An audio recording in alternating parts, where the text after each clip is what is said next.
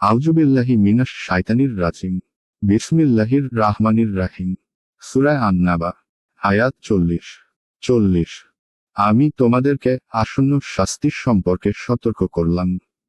সেদিন মানুষ তার কৃতকর্ম প্রত্যক্ষ করবে এবং কাফির বলতে থাকবে, হায়রে হতভাগা আমি, যদি আমি মাটি হয়ে যেতাম। আয়াতের তাফসীর। নিশ্চয় আমি তোমাদেরকে আসন্ন শাস্তির সম্পর্কে সতর্ক করলাম। 1. সেদিন মানুষ তার কৃতকর্ম প্রত্যক্ষ করবে। 2. এবং অবিশ্বাসী বলবে, হায় আফসোস, যদি আমি মাটি হয়ে যেতাম। 3. 1. অর্থাৎ কিয়ামতের দিবসের আযাব সম্পর্কে যা অতি নিকটেই, কেননা তার আগমন সুনিশ্চিত সত্য। আর প্রতিটি জিনিস যা আসবে তা অতি নিকটেই, যেহেতু যে কোনো প্রকারে তা আসবে। 2. অর্থাৎ ভালো ও মন্দ যে আমলি সে পার্থিব জীবনে করেছে তা আল্লাহর নিকট পৌঁছে গেছে। কিয়ামতের দিন তা তার সামনে এসে যাবে এবং সে তা স্বচক্ষে দেখতে পাবে। তারা তাদের কৃতকর্ম সম্মুখে উপস্থিত পাবে।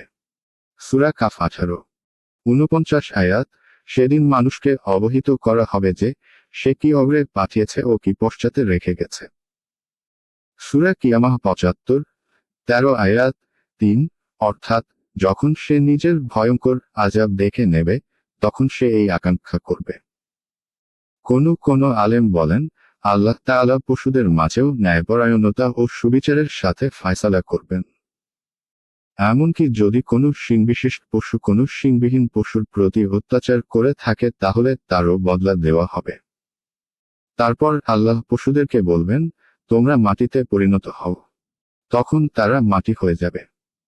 আর সেই সময় কাফেররাও বাসনা করবে যে তারাও যদি পশু হতো এবং তাদের মতো আজ মাটি হয়ে যেতে পারত। তাফসীর ইবনে কাসির।